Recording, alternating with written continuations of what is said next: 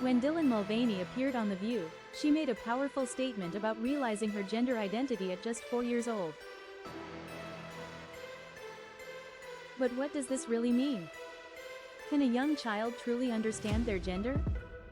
And why does this topic spark so much debate? Welcome back to Politics of Deception. Today, we're breaking down this moment from The View, where Dylan Mulvaney, a transgender woman, shared a deeply personal experience about her journey. Some of you may remember Dylan from a few years ago when she made headlines for her appearance in the Bud Light commercial. Since then, she has remained a strong advocate for the transgender community. During the interview, Dylan shared that at just 4 years old, she already knew she felt different. Studies suggest that gender identity begins forming in early childhood, influenced by brain development and prenatal hormones. This isn't about trends, it's something deeply ingrained in a person's sense of self. Some parents embrace their child's gender identity early on, while others struggle to accept it. Research shows that support leads to better mental health, while rejection can cause depression and anxiety. This raises an important question: should parents affirm a child's gender identity, or wait until adulthood? One common concern is whether external influences, like schools or social trends, play a role in shaping gender identity. However, psychologists emphasize that gender identity is something individuals feel internally, not something they are taught. Just as a child naturally knows they are a boy or girl, transgender kids experience the same certainty, just in a different way. There's a big difference between social and medical transitions. Social transitions, like changing pronouns or clothing, are reversible. But medical transitions, such as puberty blockers or hormones, are more controversial. Some argue that children shouldn't make permanent decisions, while others believe delaying transition can lead to severe distress. Some religious perspectives argue that God doesn't make mistakes. But does that mean transgender individuals are a mistake? Others see it differently, believing that being transgender is part of God's creation, just like variations in human traits. The question remains: how do we balance faith, identity, and science? Dylan's story is just one example of a larger conversation happening worldwide. Whether you agree or disagree, one thing is clear: gender identity is complex, personal, and deeply connected to both science and society. So, what does this all mean? Let's take a closer look at what Dylan said and explore the significance of her statement. I think people need to hear this. When you say you came out at 4, I don't think people understand all the time that sometimes a little child will come to the parent, which is what you did, and said, I feel like I'm in the wrong body, like what I am on the inside. Because so often, sadly, it's misassigned to schools and someone's trying to change someone. Oftentimes this happens before the children are even out of the house.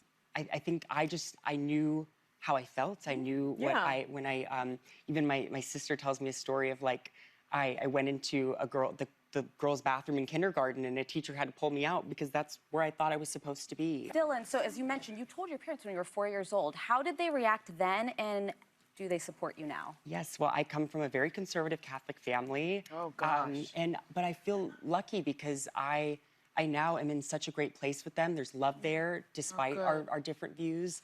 And I think that's what, thank you. Good. And hi, Mom. But it's that I know that there's a possibility for love and understanding when a connection is made. And that's what I had with my family. And, I think my mom said something along the lines of, God doesn't make mistakes. But I don't think God sees me as a mistake. And I actually am still really trying to keep a relationship with the higher power, because I think that, trans and queer people are entitled to that if that's what they're looking for. Yeah. Well, Dylan, as you got more popular on social media, you started doing some brand deals with different companies. I did, honey. Including, as you would call Beergate, Bud Light. A branded post that you did for them went viral. There were angry protests denouncing the brand. The company got bomb threats. You were the lead topic on conservative media for months, and it became known as one of the biggest boycotts in American history. Yes. Now, what people didn't see with all this backlash, it caused you to have suicidal ideations. What did you experience at this time, and what helped you get through it? Right. Well, I will start by saying I love beer, and I always have. I was going to say, what were they thinking? So, I mean, when I took that deal, I didn't think anything of it because I was like, oh, this is perfect. It felt like an organic thing to do, and because it was just another part of me. And I think what was so confusing about how it was going on was that it kept going, and I realized I had become the poster child for this thing. when transness is just a small part of me. I'm a musical theater girl through and through. And so I think that as that was, I didn't have all the resources that I needed to get through. And I'm the most privileged of transness. So I think that just goes to show how the rest of the community is hurting and the resources that we need. But what I think was really special about writing about the experience was that people see me as this like eternal optimist. But I think sometimes the people that are seen that way are often the ones that are hurting the most.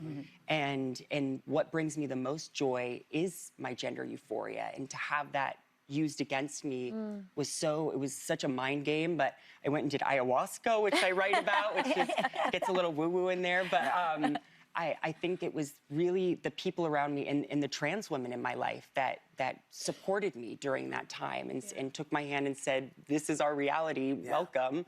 That's what got me through. Before we dive into breaking down Dylan's statement, I want to hear from you. What are your thoughts on this topic? Do you think a child can truly understand their gender identity at such a young age? Drop your opinions in the comments below. I'd love to hear different perspectives on this conversation. And while you're here, don't forget to like, share, and subscribe to stay updated with more discussions like this. Also, for those who support Dylan Mulvaney or are interested in learning more about her journey, she recently released a book titled Paper Doll. You can check it out here, https://amzn.to/4bpobio. Now, let's take a closer look at what Dylan said and explore the meaning behind her words. Asterisk. At first, I didn't really think that a 3 or 4-year-old child would have the ability to identify themselves as a boy or a girl, especially if it doesn't match the sex they were assigned at birth. It was something I didn't fully understand, so I wanted to do some research to clarify. I totally get that. It's a pretty complex topic. But I've learned that many transgender children actually do recognize their gender identity from a very young age. It's not just a phase, it's a persistent, deep-seated feeling. It's closely linked to brain development, not just their physical sex characteristic. That's interesting. I didn't realize the brain played such a big role in it. But if a child is born with, say, XY chromosomes, and identifies as a girl, how does that work? I thought chromosomes determined gender. Great question. So, while a child may have XY chromosomes, which typically define male biological sex, their gender identity comes from how their brain develops, not just from chromosomes. During pregnancy, hormones like testosterone and estrogen affect brain development. These hormones influence the brain in ways that may lead a child to identify with a gender different from the one associated with their biological sex. Oh, so the brain might develop in a way that aligns more with a female identity, even if the body has male chromosomes? Exactly. Even though the child has XY chromosomes, their brain development could be influenced by different hormonal patterns. This could make them feel like they are a girl.